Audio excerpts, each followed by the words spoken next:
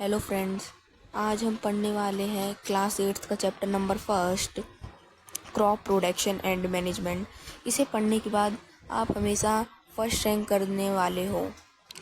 ठीक है, इस चैप्टर को पढ़ने से पहले इसका मीनिंग समझ लेते। तो इसका मीनिंग है उगाना, क्रॉप को उगाना और मैनेज करना।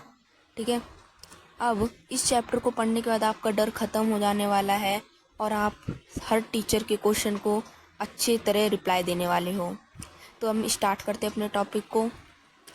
हम क्या पढ़ने वाले हैं? क्रॉप को पढ़ेंगे, टाइप्स ऑफ क्रॉप पढ़ेंगे and how agriculture was formed. तो पहले देखते कैसे एग्रीकल्चर बना। 10,000 BC पहले जो लोग थे वो नॉमैडिक थे। अब नॉमैडिक क्या है? हमने 7th क्लास में ऑलरेडी स्टडी कर चुके हैं कि नॉमैडिक ऐसे पीपल हैं, अर्ली ह्यूमंस हैं जो एक जगह टिकते नहीं हैं, वो घूमते रहते हैं in search of food and shelter, खाने और रहने के लिए। ठीक है, आई होप आपको समझ में आ गया होगा कि नॉमैडिक पीपल कौन होते हैं। वो क्या खाते हैं? वो रॉ फ्रूट्स को खाते थे। किसको खाते थे वो?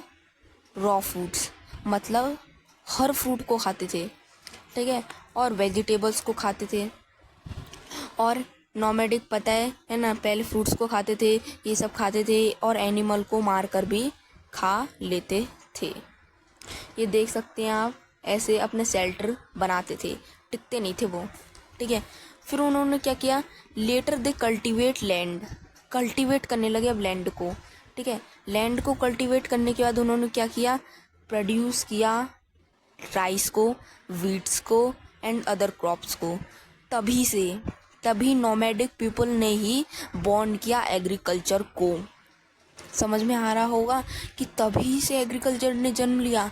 कैसे नोमैडिक पीपल ने अपना, पहले वो खाते थे, इंसानों को मार कर खाते थे, जानवरों को मार कर खाते थे। धीरे धीरे उन्होंने दिमाग आया, फिर उन्होंने रीज, वाइट एंड अदर क्रॉप उगाने लगे। तभी से वो क्या लोग उगाने लगे? एग्रीकल्चर को। तभी से एग्रीकल्चर बना है। अब पढ़ते हैं क्रॉप के बारे में।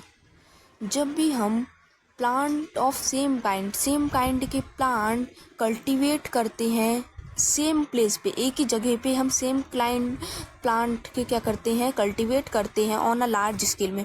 बहुत ज़्यादा मात्रा में हम एक ही जगह पर प्लांट को कल्टीवेट करते हैं तो उसी को क्रॉप बोलते हैं। ठीक है, और अच्छे से समझाता हूँ मैं।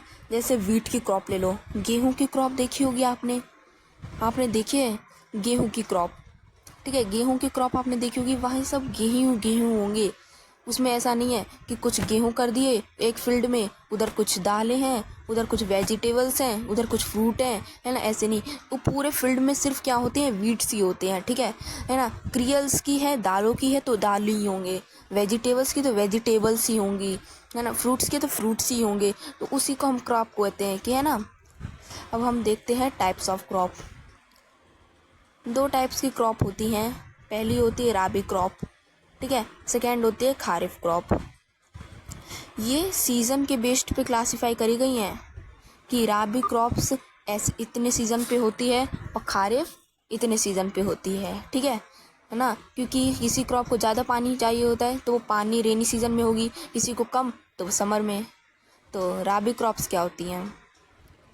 द क्रॉप जो ग्रोन होती है इन विंटर सीजन में, देखो सर्दियों में ग्रोन होती हैं। ठीक है, अक्टूबर टू मार्च में। ठीक है ना। इन्हें ज़्यादा पानी की ज़रूरत नहीं होती है, विंटर सीजन में ग्रो हो जाएंगी, है ना। इन्हें राबी क्रॉप बोलते हैं।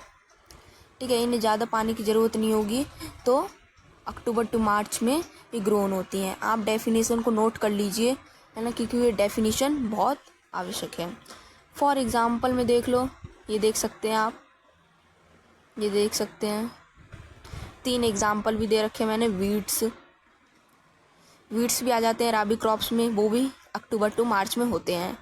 ठीक है, अब हम देखते हैं खारिफ क्रॉप को। अब खारिफ क्रॉप क्या होती है?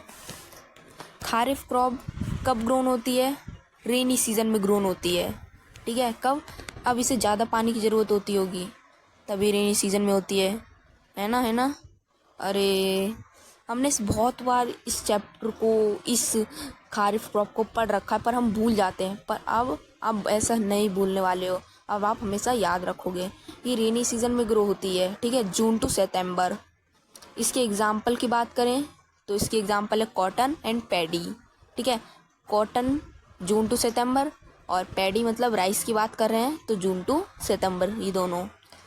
तो अगर आपको ये वीडियो अच्छा लगा हो तो इसे लाइक एंड सब्सक्राइब ज़रूर करें।